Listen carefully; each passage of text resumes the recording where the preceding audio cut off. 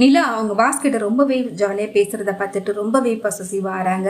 அதை நினைச்சு பயங்கரமா டென்ஷன் ஆகிறாங்க. அப்ப கண்டிப்பா நிலா நம்மளை தூக்கி போட்டுட்டு அந்த ஆள் பின்னாடியே போயிடுவான்னு சொல்லிட்டு ரொம்பவே ஒரு பக்கம் பயந்து போறாங்க.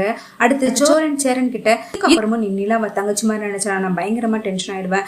இதுக்கப்புறம் எக்காரணத்தை கொண்டு நிலா உன்னை அண்ணான்னு கூப்பிடக்கூடாது, அதுக்கு நீ தான் அவகிட்ட ஏதாவது சொல்லணும்னு சொல்லிட்டு ரொம்பவே கட்டாயப்படுத்துறாங்க.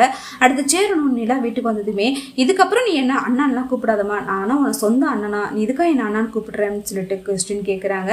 இதுக்கப்புறம் என்ன அண்ணானே கூப்பிடாதுன்னு சொல்றாங்க. இது கேட்டு நிலா ரொம்பவே ஷாக் ஆகிறாங்க.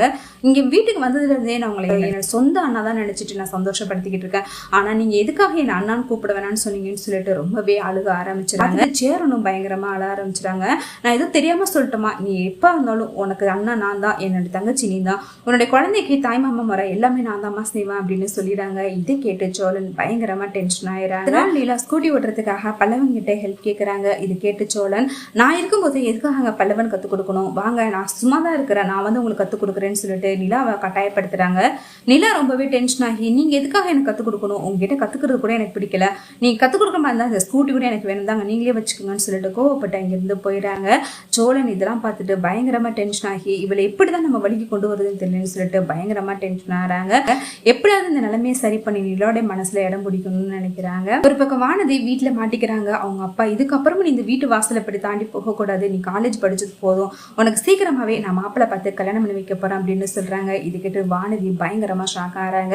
என் கல்யாணம் நீங்க நினைச்ச மாதிரி நடக்காது, ஏன் ஆசைப்பட்ட மாதிரி நான் பாண்டியனை தான் கல்யாணம் பண்ணிப்பேன் அப்படின்னு அவங்க அப்பாவை எதிர்த்து பேசுறாங்க.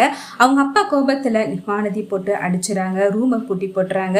அடுத்த 2 நாளாவே கடைக்கு வானதி வராம இருக்கிறத பார்த்துட்டு பாண்டியன் ரொம்பவே ஃபீல் பண்ண ஆரம்பிச்சுறாங்க. ஆனாலும் இவ வராம இருக்க மாட்டாளே, என்னாச்சுன்னு தெரியலன்னு சொல்லிட்டு ஸ்ட்ரெயிட்டாவே அவங்க வீட்டுக்கு போறாங்க. ஆனா பாண்டியனை அவங்க அப்பா பயங்கரமா திட்டியானு வானதி கேள்விப்பட்டு நைட்டோட வீட்டை விட்டு வெளியே வந்து பாண்டியனுடைய வீட்டுக்கே வந்துடுறாங்க. சேரன் சோழன் பாண்டியன் எல்லாருமே வானதி வீட்டுக்கு வந்ததை பார்த்துட்டு பயங்கரமா ஷாக் ஆகிறாங்க. என்ன பண்றதுன்னு தெரியாம ரொம்பவே டென்ஷன் ஆகிறாங்க.